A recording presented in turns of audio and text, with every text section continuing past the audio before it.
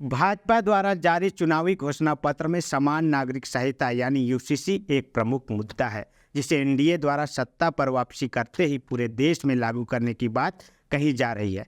हालांकि जब से भाजपा यूसीसी कानून को लागू करने की बात कर रही है, तब से एक खास वर्ग विशेषकर आदिवासी समाज इस कानून के लागू होने के खिलाफ है। तो आखिर क्यों आदिवासी समाज इस कानून का विरोध कर रही है? क्या इस कानून के लागू होने से आदिवासियों की विशिष्ट और संवैधानिक अधिकारों का हनन होने वाला है? इन्हीं तमाम सवालों और आदिवासी समाज की यूसीसी कानून पर नाराजगी को आज विस्तार से समझने का प्रयास करते हैं। जोहार, मैं हूं गोविंद टोप्पो और आप देख रहे हैं लोकतंत्र 19। आदिवासियों द्वारा समान नागरिक संहिता का विरोध करने के पीछे के कारणों को जानने से पहले हम इस कानून को संक्षिप्त में समझने का प्रयास करते हैं। समान नागरिक संहिता यानी यूनिफॉर्म सिविल कोड यूसीसी का उल्लेख भारतीय संविधान के अनुच्छेद 44 में किया गया है, जिसमें कहा गया है कि राज्य भारत के समस्त राज्य क्षेत्र में नागरिकों के लिए एक समान सिविल संहिता प्राप्त कराने का प्रयास करेगा। यूनिफॉर्म सिविल कोड यानी समान नागरिक संहिता एक सामाजिक मामलों से संबंधित कानून होता है, जो सभी धर्म के लोगों के लिए विवाह, तलाक, भरण पोषण, विरासत व बच्चा गोद लेने आदि में समान रूप से लागू होता है। दूसरे शब्दों में कहें तो अलग अलग धर्मों के लिए अलग अलग सिविल कानून न होना ही समान नागरिक संहिता की मूल भावना है। यह किसी भी धर्म जाति के सभी निजी कानूनों से ऊपर होता है।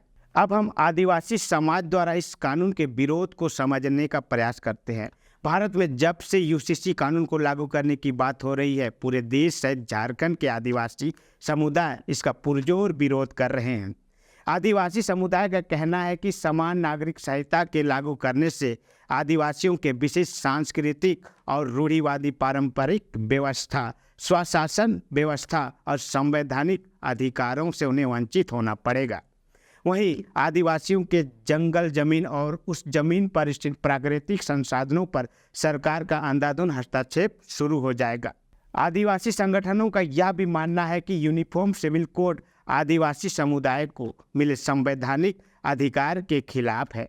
छोटा Nagpur TNC act CNT 1908, Santhal Pargana SPT act 1949, Wilkinson rule 1837, पेशा अधिनियम 1996 आदि कानून समान नागरिक संहिता के लागू होने से समाप्त हो जाएंगे या इस पर प्रभाव पड़ेगी। वैसे आपकी जानकारी के लिए बता दूं, भारत में गोवा और वर्तमान में उत्तराखंड राज्य में समान नागरिक संहिता कानून को लागू किया गया है। भारतीय जनता पार्टी और उनकी सहयोगी एनडीए हमेशा से ही इस कानून को पूरे देश में लागू करने की मांग करती रही है और इस लोकसभा चुनाव 2024 के मुख्य एजेंडा में एनडीए की सरकार बनने पर इस कानून को पूरे देश में लागू करने की बात कही जा रही है।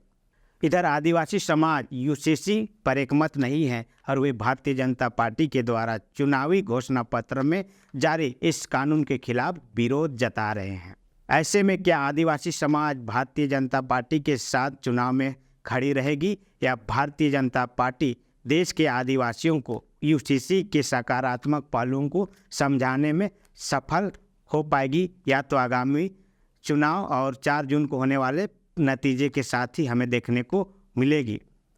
लेकिन यह गंभीर मामला बनता जा रहा है, क्योंकि कहीं ना कहीं समान नागरिक संहिता यानी यूसीसी के लागू होने से आदिवासियों के स्वशासन, रूढ़िवादी व्यवस्था और उनको दी गई संवैधानिक अधिकार कहीं ना कहीं इस कानून के दायरे में आएगी और इससे आदिवासियों को दूरगामी नुकसान देखने को मिलेगा। बाकी आप इस कानून को कैसे देखते हैं और आदिवासियों के लिए सही साबित होगा या इस कानून से नुकसान, आप अपनी प्रतिक्रिया कमेंट बॉक्स में दे सकते हैं। बाकी आज के लिए इतना ही, फिर मिलते हैं कोई ऐसे ही चुनावी मुद्दों के साथ। तब तक के लिए बहुत बहुत धन्यवाद, आभार, जोहार।